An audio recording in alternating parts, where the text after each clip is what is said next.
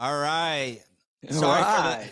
sorry for the late delay. We had some technical issues on my end, so we got it squared away. Well, I am excited about this. This is real talk gone wild. Usually I do these podcasts by myself. It's super boring, and the three of us have been wanting to do something like this for a long time, and finally, hold on.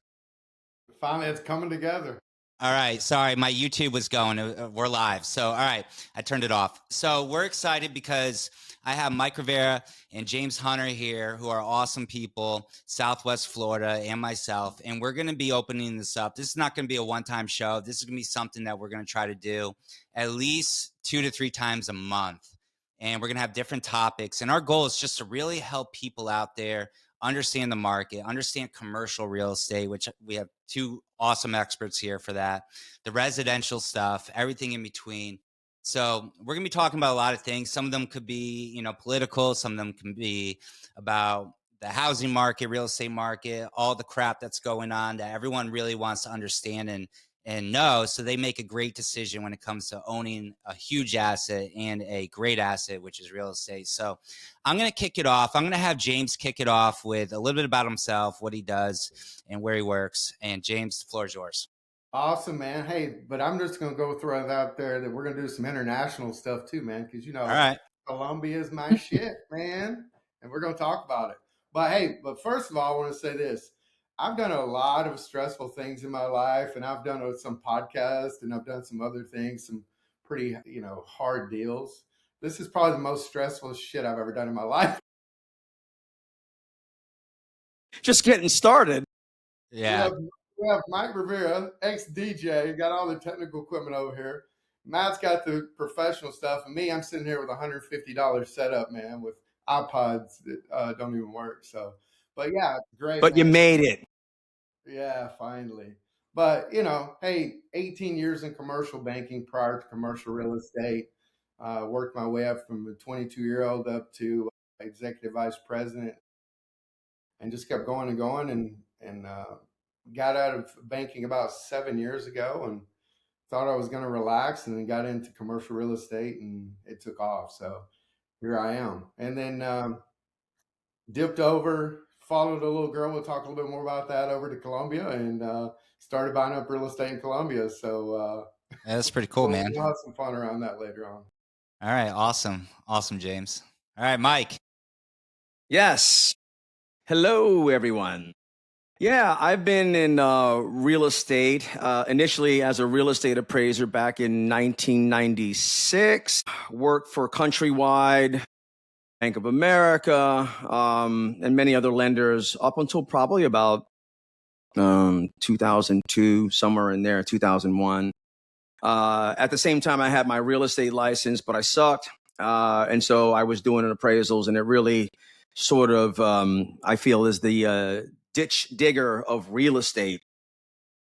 And so it really gave me a bit or a lot to understand and see. And I just really got into the depths of it.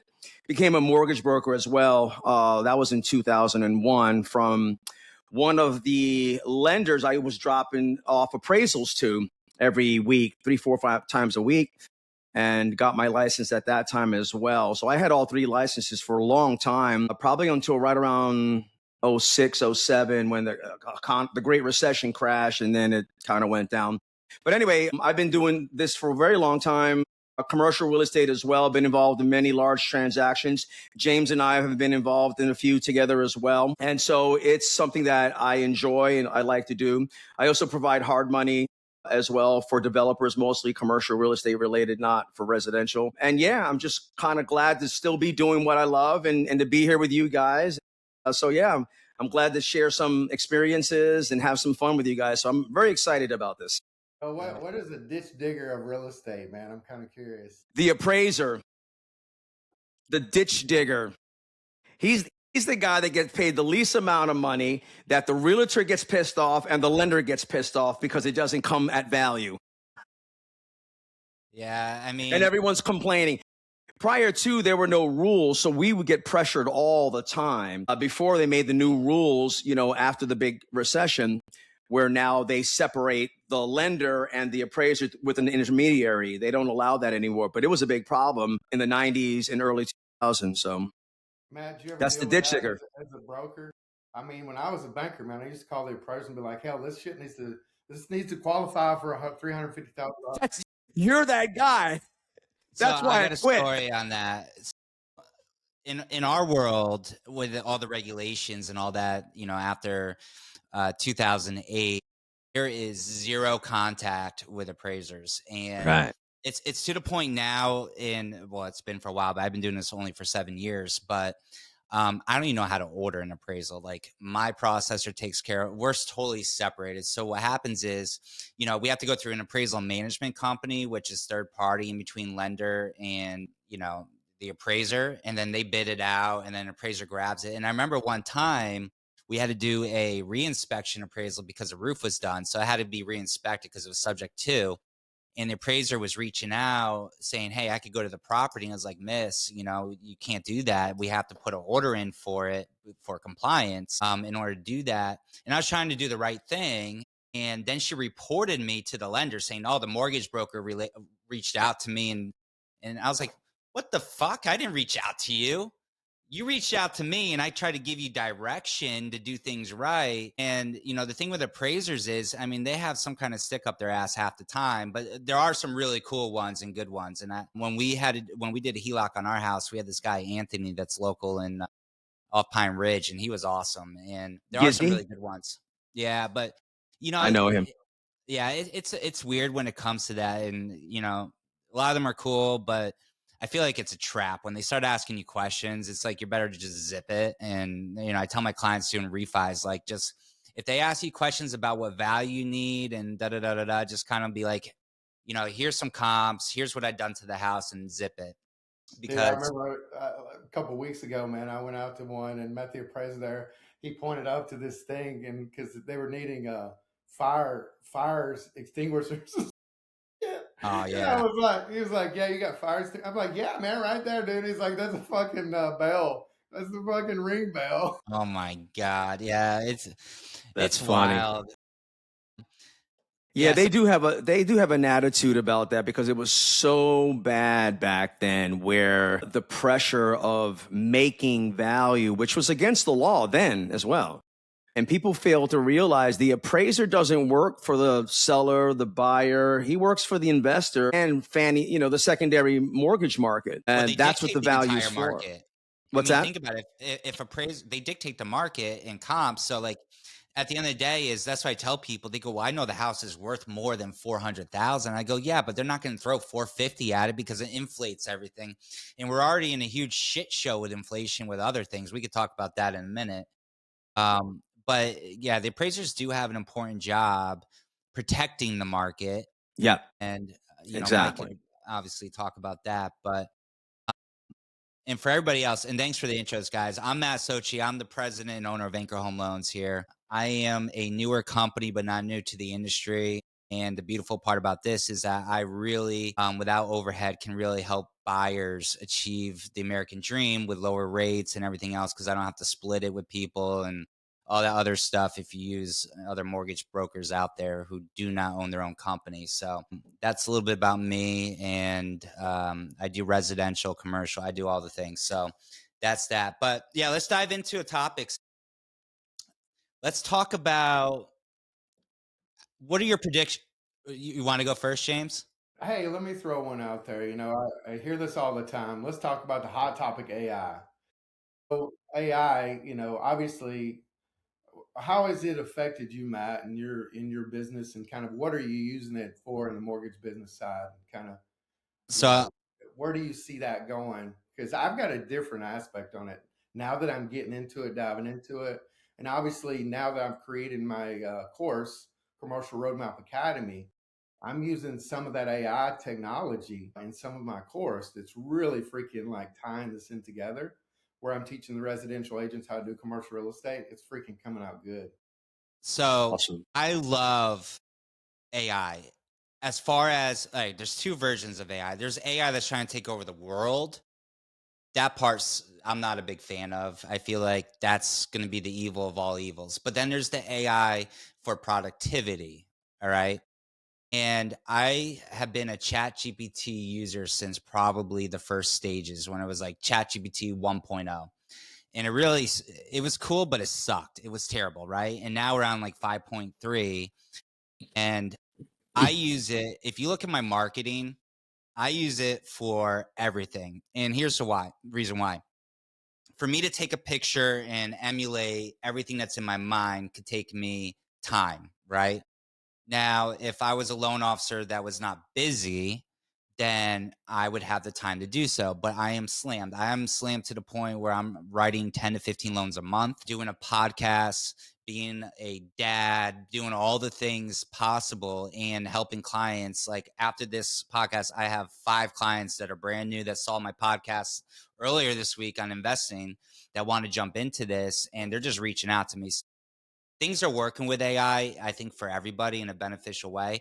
But I will tell you this, and I share this with realtor partners, other mortgage people, and anybody really that's self-employed, is that if you learn how to use it and take the time, it will make your life a hell of a lot easier. Literally for this podcast, I took your picture off Facebook, Mike's picture off Facebook, my picture, bam, it put it together, Real Talk Gone Wild, done. It took probably less than 2 minutes because it has to generate the image and figure it out. I mean, but it's That was incredible. pretty nice. Yeah, and it's incredible what it can do, because not only for that, but if you look at it from a lending perspective too, it knows all the guidelines. I don't have to go searching in like FHA 4000.1 handbook and look for some. I just type it in. Here's my scenario. Boom. And just and actually, I've challenged underwriters because they think they know everything, but they don't know the facts. Like, right, ChatGPT doesn't have emotion. It pulls the data, tells you what the answer is. Bingo. So I think in a way in my industry, it's a huge thing. I think for people out there, they're either scared to use it, don't know how to use it. And it could really, like, I built Anchor Home Loans through ChatGPT, like everything, like the formulation of how we're going to how I'm running the company, compensation for my loan officers, everything in between, compliance. And it's amazing what it can do for that.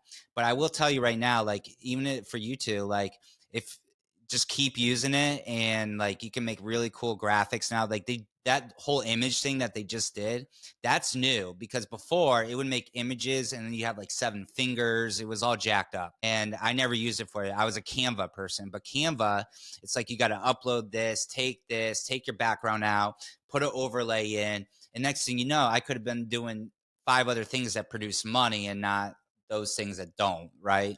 So I think it's a good thing. I think there are going to be, my whole thing too is also from the lending perspective is a lot of the big box lenders are using AI to help underwrite simple things like income, things that don't need necessarily a human except to check it, right?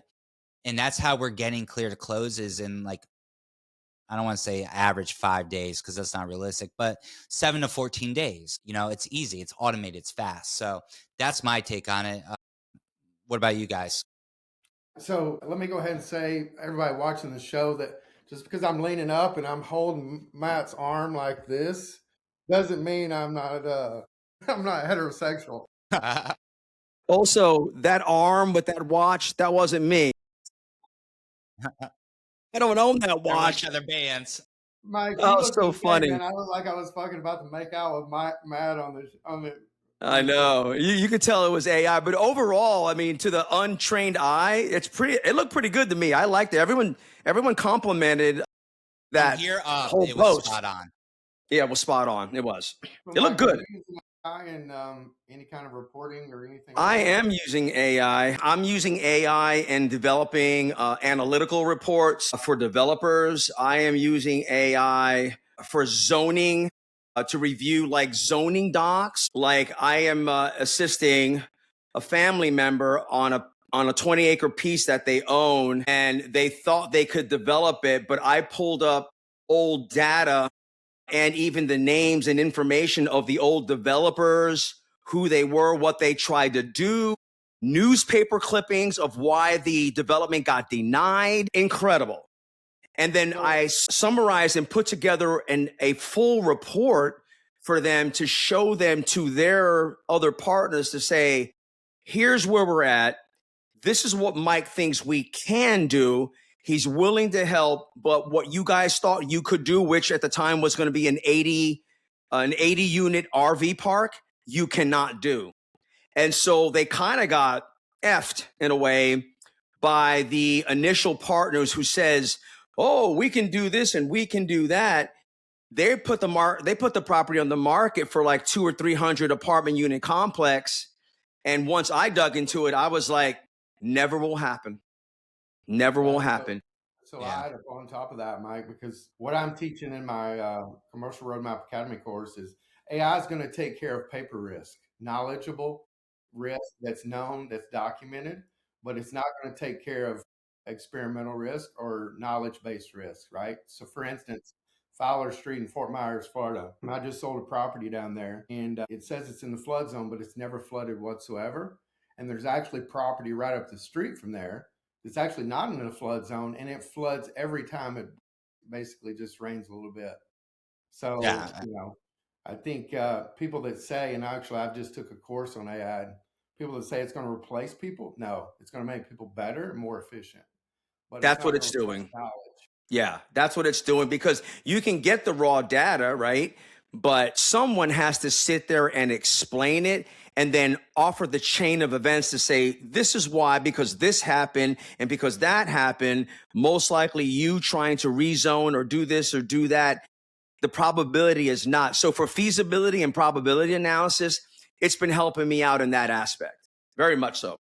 Yeah, no, I think AI is definitely, for business owners, it's a no-brainer. If you're not on it and you do have questions on this stuff, we could always help with that. We're by far no means professionals at it, but I know enough to navigate through it. I have projects on the left like realtor shout outs. I take their picture, bam, it pulls the address, everything else. Like there's so many good things with it. So that's a great thing to bring up, James. I think it's something that's kind of like everyone shoos it under the rug, but I literally use it for everything, like everything business wise. It makes everything faster and easier. Like if I have to Yeah. explain DSCR loans to a client, I'm gonna explain it. Like I'm pretty good. I'm just throwing an analogy out there, but like I could explain it to you, but it's gonna be like more high level. I could ask ChatGPT and be like, "Hey, I have a DSCR scenario, not a scenario, but a pricing scenario. Can you put this into like, if I was explaining to like an eighth grader or a 10th grader, can you explain it?" And it'll actually lower it down to a level where somebody can understand it that has no clue what a DSCR loan is. And that's what I think the power is. And, unfortunately, the kids are using it for cheating in school, blah, blah, blah, which who cares? School right now is a freaking joke. I don't think the kids are getting anything out of it.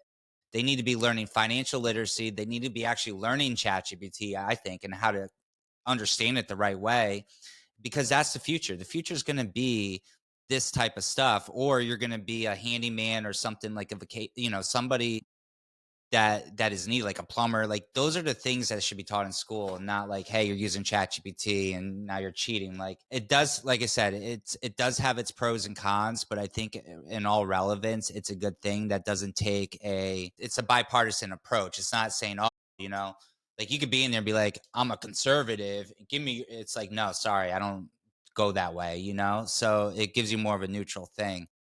Right. That's my take on that. I love it. Hey, Mom, if you're watching this, I would have had straight A's back in the day, baby, if I had ChatGPT. I don't think the kids these days know what a project is or a book report I'm glad we didn't have ChatGPT back then, because all the rest of us learned how to do everything physically. I was just having a speech with someone earlier today. We were talking, and I'm like talking about the kids. I'm like, my grandkids, they sit on the YouTube. They don't go outside. They don't drink water out of the hose. They don't do anything. They just sit in the air conditioning and TikTok scroll and play all video day. games. I feel that's why I think I saw a report where millennials are not even in housing, because they don't have any sort of drive for anything. Here's a fun one. And Mike, you guys probably know the answer, but we'll just do a poll real quick. So a report came out end of last year. What do you think the entry is for a first-time home buyer age-wise? Shit, right now it's probably 50. Yeah, I think You're not far off. But so Years ago, it used to be right around the mid to late 30s. I think now it's more like 48, late 40s, somewhere in there where people are starting to get their first house. And many folks, from what I'm reading, plan on being renters. This is why you see so many apartments being built. The REITs and the developers are looking at these studies and they're basically saying more apartment housing because a lot of folks are selling their houses, they're retired, they're going into rentals, and a lot of millennials are saying, I'm out. So it's Tell us. actually so the first time home buyer age, I would say, from what I understand, is I believe it's 39. That's the average. Okay. Which I still, said 40 something. well, you're right in the ballpark, which is mind-boggling because I bought my first house in my low 20s, and I'm sure you guys probably are in the same boat. And that kind of brings me to this topic, like, let's kind of talk about the media a little bit. So I think the media, and that's all outlets, that's local news, Fox, CNN, CNBC, all of them, right?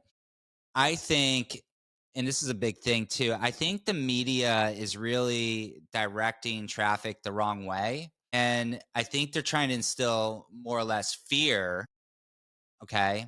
Fear into people. And they're only doing it because of clicks, right? That's the problem these days is clicks, clickbait, clickbait, clickbait. I posted something, I think 2 nights ago, and it was with the whole running over ice, got shot in the head, whatever her name was, Karen Good. Fox posted something, and nobody caught, except for a few people, in the background, there was a picture of a T-Rex. Go back on my Facebook. In the background, there's a picture of a T-Rex. And I was like, I think Fox News is trolling everyone because people are so dumb that they just see something and go, boom, right? They don't think. Like, I ask questions all the time. I'm like, all right, if a jet, I posted the other day, I was like, pilot friends, where are you? Because if a jet needs 100,000 gallons of fuel and they have a little tanker truck coming by, how the hell are they coming up with this gas, right? I'm asking questions because I'm like, all right, I want to know why, right? I want to know why are our fucking skies getting sprayed all over the place and people are like, oh, they're contrails. No, bitch, they're not, because I'm looking right now and there's nothing. And then on a like people need to wake up, I think. And I think the media, and I'm not trying to go on a tangent, but I do that. But I think the media is a big problem right now because people are thinking of a crash. There's no crash. Mike and James, you guys have been doing this a lot longer than I have, but I don't think there's a crash. I think there's some corrections. And I think the reason why real estate is lower today than it was a year ago is not because the market's tanking. I think it's because sellers are letting go of their properties for less because the demand is less. But I will, in turn, and I want your opinion on this, is when I read what or listen to what the news is saying, all I hear is a housing shortage. I'm like, pack your bags and come to Florida. We got more houses for sale in this state, specifically in Southwest Florida, than most states have combined. So, what are your thoughts on basically, and this could probably open up a long conversation, but with the media and what they're doing versus reality? Because in my opinion, I just talked to somebody this morning. I said, I think rates are great. I think not amazing, but people need to get out of their head COVID, right? That was a government worldwide hoax. It happened. It was a real thing, but it was planned, obviously, because it was man made and everything drove down as far as rates and everything inflated at the same time. So I take those rates out of the picture. But if you look at where we're at today in the mid fives for, government loans, low sixes, high fives for conventional loans, we're kind of in that sweet spot. And Mike and I have been talking about that for years. If we get down to the fives, game on. Well, guess what? I'm busy because I'm kind of an anomaly of loan officers and I'm always busy. But this is a great time to buy, in my opinion. I feel like the media is skirting it off to a different direction. So Yeah, what's your takes? I just literally had this conversation with one of my clients, or actually a prospect looking to purchase a commercial property the other day, and he's like, "Man, rates are too high." I'm like, "Dude, what the hell are you talking about? Like, you can get a commercial loan right now for 7%." I was in commercial lending for 18 years prior to commercial real estate, and literally closed deals all day long at 8%, and it was like people were great. And I tell people all this all the time, especially when I'm coaching residential agents trying to get into commercial real estate, that a commercial real estate has no emotions whatsoever. They don't give a shit. It's a numbers game. And they will make any deal work as long as they can get it for the right price and get the upside into the deal. They can make it work, right? And so that's what they're looking for. But yeah, I mean, rates, dude, rates are good right now, actually. I mean, even when the rates were like sky high, I mean, commercial loans were a little bit high then. They were a little bit 8% or so, which is a little bit high. But I mean, we were doing, I mean, Mike, you probably know this back in the day, man, we were doing swaps. And I don't know, Matt, if you know, you guys did those in residential, but shit, these were doing 5-year swaps and 10-year swaps where we were tying it to margins and having Wow. to call North Carolina to get a swap rate. Yep. And dude, doing fixed prices, but it was a floating rate. Yeah. We were Or tying it to LIBOR. the We were margin. doing LIBOR plus 50, LIBOR plus 100. Yeah. So Pips. which these loans are absolutely phenomenal as long as the rate's going up. But if you're tied in and the rates go down, woo, to unwind So it's like that it's shit, it's almost like a short. was thousands of dollars. Yeah. So That is the issue with super low rates. Obviously, is that you get super high inflation. It's a catch-22. It's a rock and a hard place.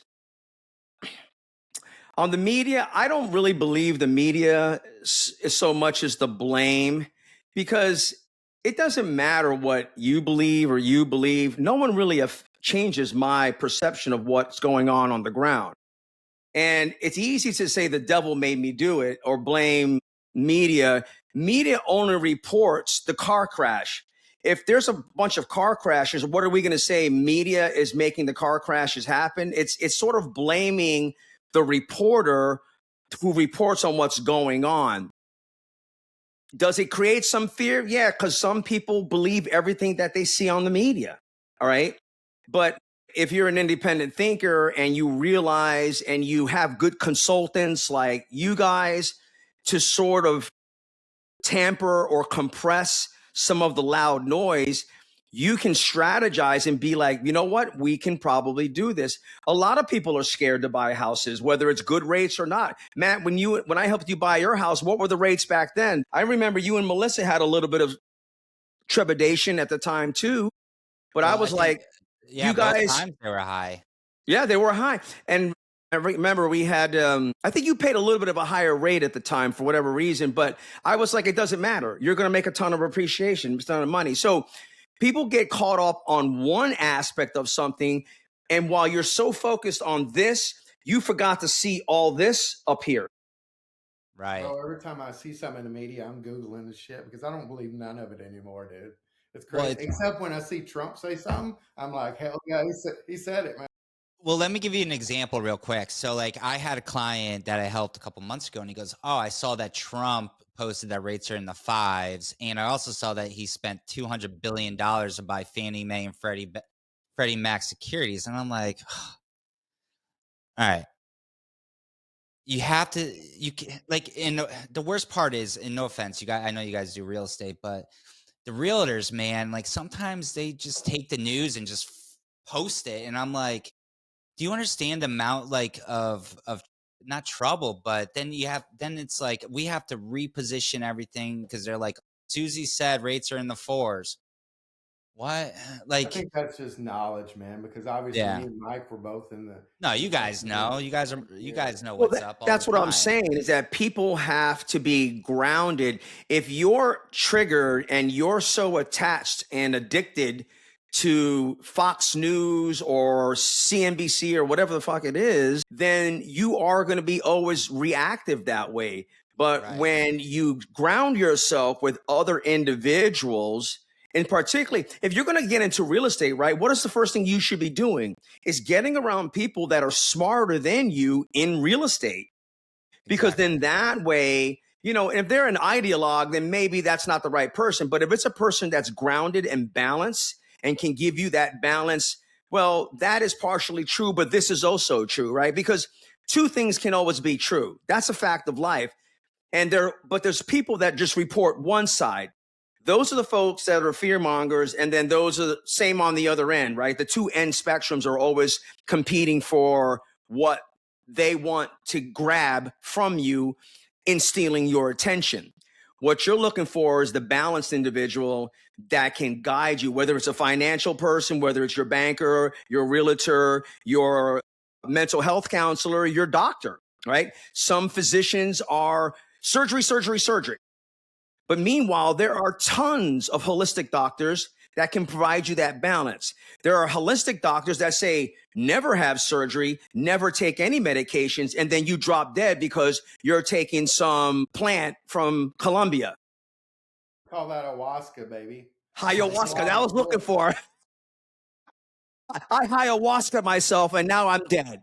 But Yeah. you understand my point. I'm making a funny about it. But in the extremes of both, the ultimate surgeon that has to cut you for everything and the ultimate tree hugger ayahuasca, natural, in the middle is where something's going to work best for all of us. And that's all I have to say about it. Yeah, I mean, I just saw the statistics, and Matt, you're probably seeing this. I mean, applications are probably up in the state of Florida, but I just was looking at Fort Myers, Naples, and then the surrounding cities, and basically the appreciation. I mean, the median price is pretty much going up about 3 or 4%, and Yeah, I just got an the alert that my inventory's house has went down. up. Yeah, inventory's down, and the thing that I like to see is days on market. Actually, we're getting under 60 days on market, and Yeah. that's when shit starts taking off right there. I think it's going to take off soon, actually. Like I posted something on Facebook or the other day, and even though rates are at around the sixes, right? I'm like, people, now's the time to buy because again, you're in that middle cusp, right? What are we going to do? Are we going to wait for rates to drop to 5.5? And like I said in my Facebook post, $50. if rates, right, to say $50, if rates go to 5.5 or 5.3 and I'm with 10, 15 buyers and Matt and I and James, we're all closing deals and you come to me and say, Mike, I want to get a deal. You think I can get 15% discount on that house? I'm going to tell you, hell no. You waited too long. You got to start now because you in the combination of close to lower, not newsworthy yet, but close to newsworthy rates with phenomenal discounts that sellers are still willing to give you and hand you with all kinds of concessions. This is the perfect sweet spot right now. I think so. You nailed it, man. I say watch the builders, man. When you start seeing Where them not watch the giving builders. those incentives and not giving the interest rates, man, you better jump quick because that's when the shit's going to start booming. Well, yeah. And the other piece too, Mike and James, both of you guys, since you guys are the real estate world, I'm not the realtors. I always tell clients too, I go, it's very easy in this market right now. If you could go in, not so much like a 10% discount off a house, but if you could get the seller credits and depending on how much you put down, not only can we get the closing costs paid for, but then we could use the rest of the margins to get your rate down. I'll be honest with you, I'm getting 5-6% seller credits on most of my contracts that are coming in. We're buying the rate down to the fours, permanent. See, which what happens when rates go to 5.3 and there's multiple offers on every house? Guess what you get? Nothing. You're going to be a renter. And even before this, and that's why I was a little late, I had another guy. He's like, I'm just tired of fucking renting. I'm tired of renting. I'm spending $36,000 a year. I've been renting for the last 10 years. Over $250,000. If you're a landlord out there or an investor, like good for you. You're doing the right things. I'm not ever hating that as long as you're not BlackRock or Blackstone, whatever, which one you want to pick. But think about that. The average person, so if they're buying a house at 40 and they move out of their, well, nowadays kids are moving out till they're 30, but let's just say they move out at 30, 10 years. I mean, that could be $1 million just in rent. Like you haven't even gotten to the dibbling dabbling of owning a home or commercial real estate. I got people looking to buy commercial real estate right now because there's some damn good deals out there and it's a good way to have passive income. Or if you're self-employed, because a lot of my clients are, they're always buying commercial because it's like, it's a write-off. Give it to Uncle Sam and the IRS, which defund those effers because it's bullshit. But you either buy real estate, commercial or residential, and the amount of wealth that you can make, and you guys can attest to this, you guys are in the commercial real world and the residential world, the amount of wealth you can make in a short period of time is unbelievable, and you'll never get that in the market. Thoughts? Amen. I agree. I just actually put a module on my course about master leases.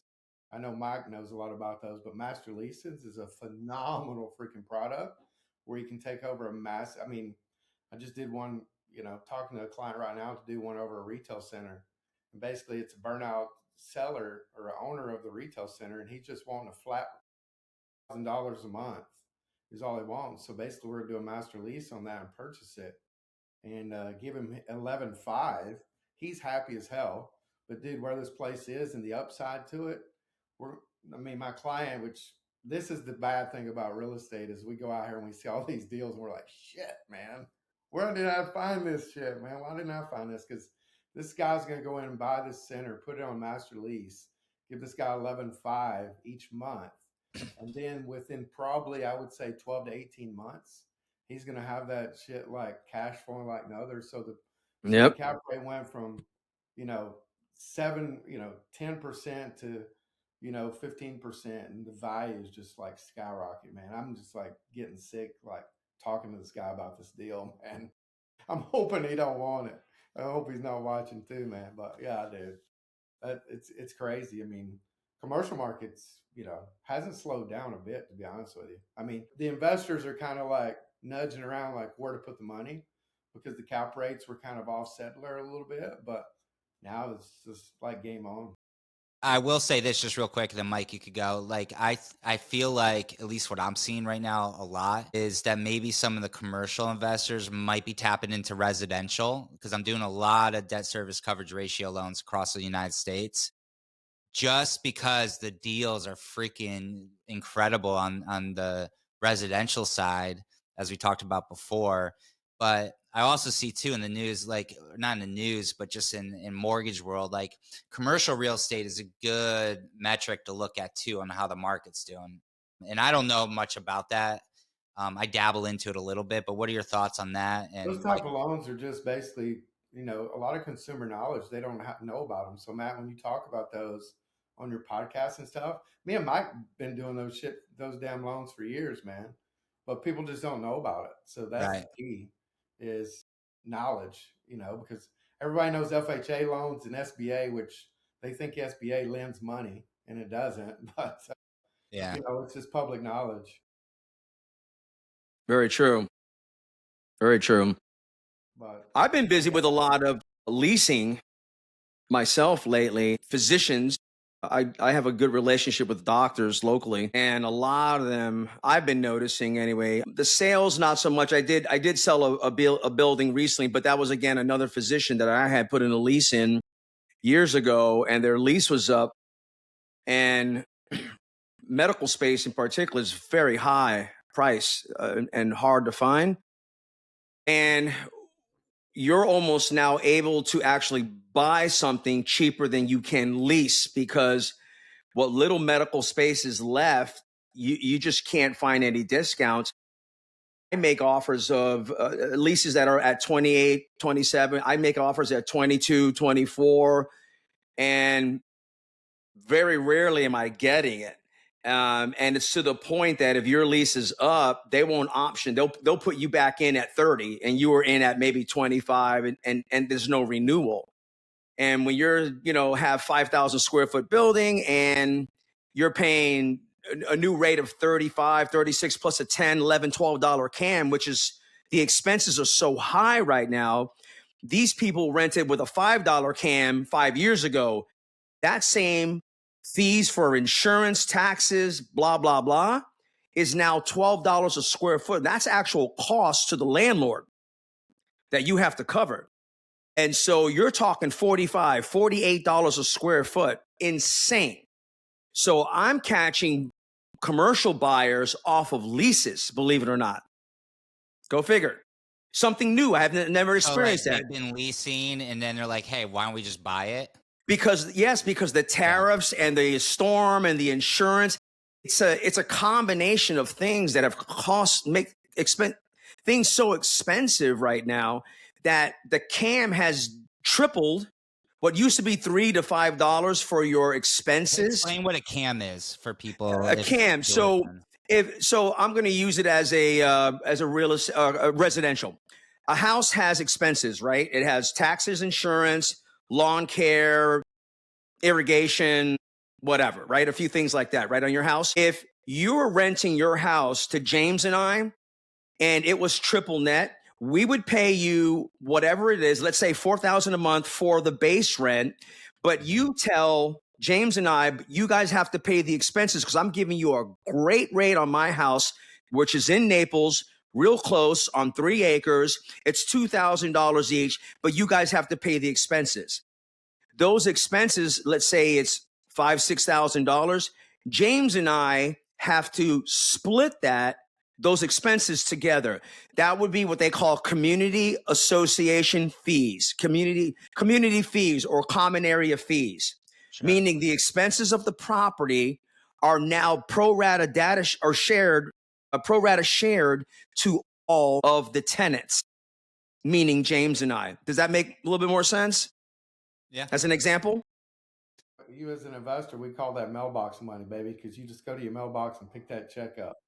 You pay Right. all my expenses. Basically, that's right. So in triple net leases, what happens is you get the full amount of the rent and all the expenses related to that property are borne by the tenants that are renting that property. That's what the CAM means. So I'm gonna bring this down a little bit. So, because I do have a lot of investors and people that want to dabble into commercial and or residential investments. How can someone learn? How can someone learn what to look for, what to do? James, is that something in your class, or you just teach realtors? Mike, how can people learn? Because I know the residential DSCR all day long, 1 to 12 units. My head, right? Now, if I want to buy a building, I'm like ABC, I don't know anything, right? So let's we'll end the podcast probably with this, just because we almost have 45 minutes. I want you guys to talk about how do we get people that are listening, because people will listen and they're going to want questions. How can we get them to understand this world and from soup to nuts, basic steps, baby steps? I'll let James go first. I mean, I owe Matt probably $100 for this, but that's what we do in my new course that's coming online. We're launching February the 1st. So talk to maybe for a couple of minutes, talk about your course and everything. Commercial Roadmap Academy. We're actually launching February the 1st. It's basically soup A to Z on basically talking about commercial real estate, what type of leases are out there, what options you have to purchase commercial real estate, what you need to do to get into commercial real estate, what you not need to do to basically hold yourself liable in commercial real estate. What are some of the things that we're seeing being done wrong from a residential trying to get into commercial real estate, talking about the liability, and most importantly, talking about the due diligence, because it's completely different from residential to commercial. Because if you don't understand what you're looking for when it comes to zoning, permitting, you can get yourself in a really shithole, man. It's bad because, I mean, last month I had a situation. The agent called me up, a residential agent, and said, I was trying to work with him to find this guy's piece of property to park his trailer trucks on and stuff, and some other put a little building on it. And she's like, "Oh, we found him something." I'm like, "Oh, really? Where?" Because in Naples, Florida, man, I think there's 2 pieces of land up there that I could see. And she's like, "Yeah, we just put them out in Golden Gate Estates." I'm like, "Holy shit!" So she just thinks just because you saw 10 acres of land and nobody around them, they can park these trucks out there. And me and Mike know that, dude, it's great now, but I'm going to tell you probably 5 years from now, she's going to call me up and I'm going to sit, and as soon as I answer the phone, I'll be like, "I told you so." Because the lawsuit's going to come, because what's going to happen is then the city and county and The somebody's EPA gonna say stuff. about it. Yeah, man, it's Yeah. crazy. But yeah, it's everywhere. I mean, and it's a great course. We'll talk a little bit about more about that as we launch it. But yeah, it's exactly what I do. Awesome. I think that's great what James is doing. James, you should put together a program for I know you're doing it for realtors, but maybe one for the general public. That's That's a great idea. I always recommend anyone to get with a skilled commercial practitioner. I don't think there are any courses other than maybe what James is offering. I don't know of other cities, but I don't think there's any. I don't think there's any either. I don't even see the online guru courses because typically those are geared towards residential people because homes is easy to get into, condo flips, trailer flips, land flips. You see all those gurus for that. And most of that's garbage, in my opinion. It's just hype. Most of those guys aren't even practicing what they preach. But getting with a skilled practitioner is probably your best bet. And I think a way to get into would be a soft course of breaking into commercial real estate, which what James is offering. I think that's a great idea. So Like, yeah, it's great. But hey, let me talk about one more subject, man. Let's talk about buying assets outside the U.S. right now because it's on fire. I mean, Matt's laughing because I'm going to throw this out there, man. Guys, if you guys are looking to buy in Colombia, Costa Rica, some other places, let's chat because I saw this when I moved in Vancouver, and I'm going to throw this out here in 2010 when I moved to Vancouver for 2 years. I saw the Asian, Chinese lining up around these properties and stuff. High rises were going up. It was crazy. But man, I visited Colombia for the first time a year and a half ago, and I saw the same thing, man. And I'm just like, I'm not going to miss this again.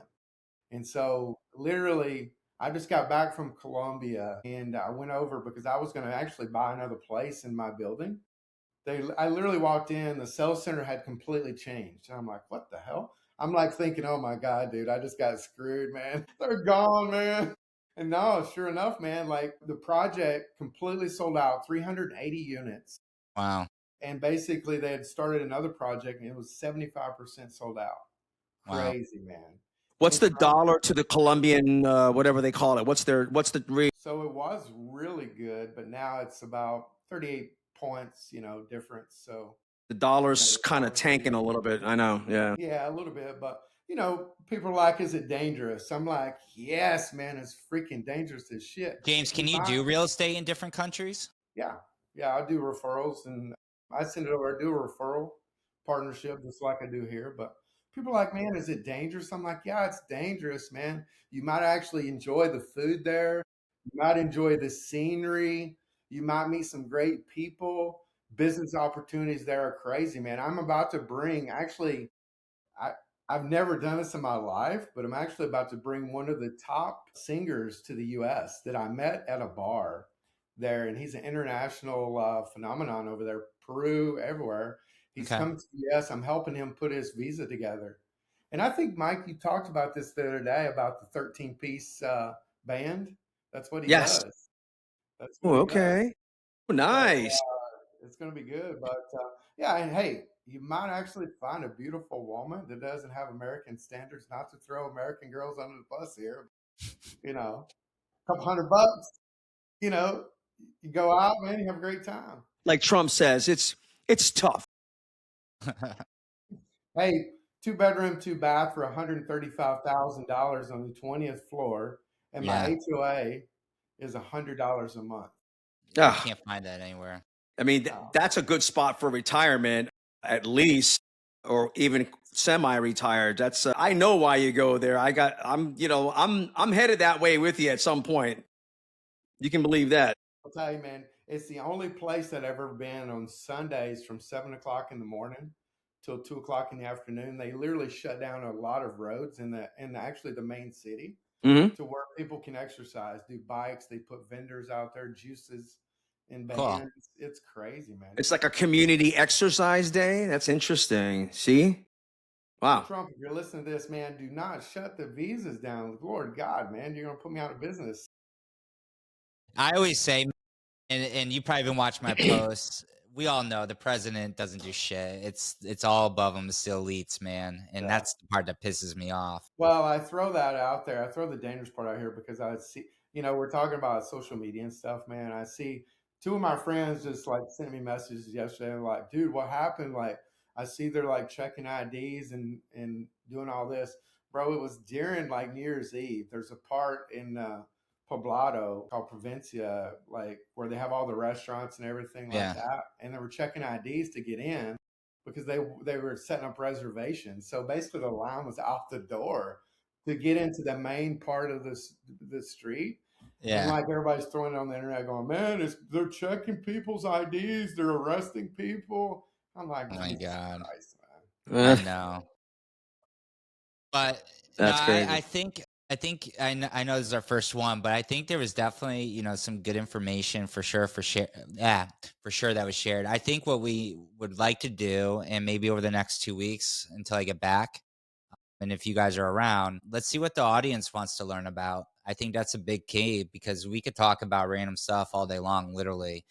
But I think we find out what people are really looking for, whether it's commercial. If somebody wants to call in, I think we can figure that out now. Maybe I'll still play with it, but I think a lot of good information on commercial, on what's going on, and then we just so everyone knows, like we're not going to sit here and just talk about mortgages and commercial real estate. Like we'll come up with good ideas and just our I think people value our perspectives from our different corners. And I think that's the key is that people want the real talk. That's why I call it real talk because Yeah.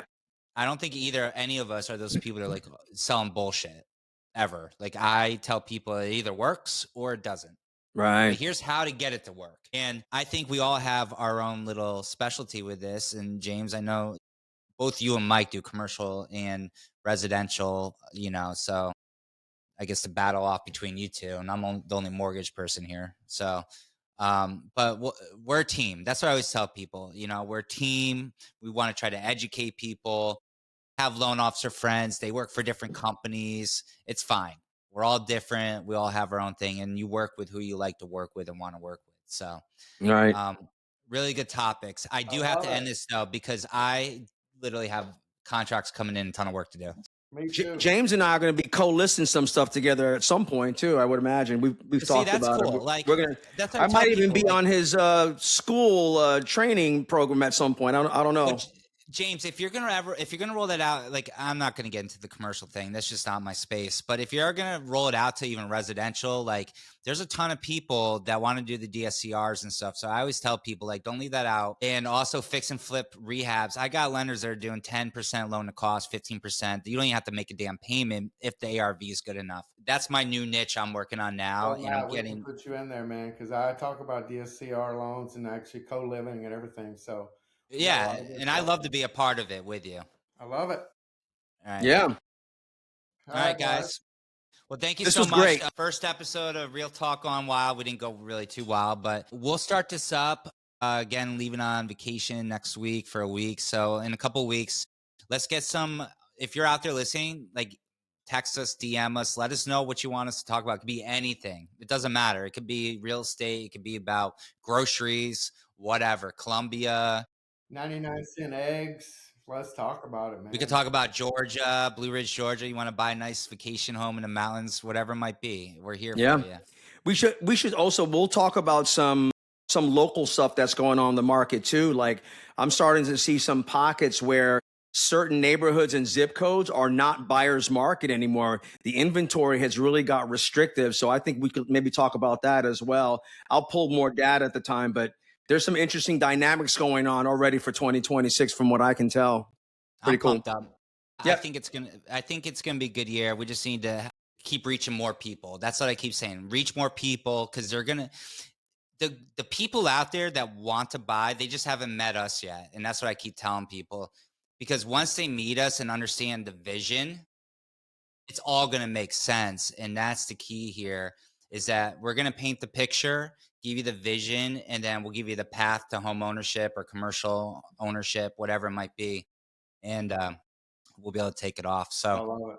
I All appreciate right, you guys so much. all right, guys. See All ya. right, All guys. right. Great first run. Have a good day. Peace. Take care. Bye. Bye.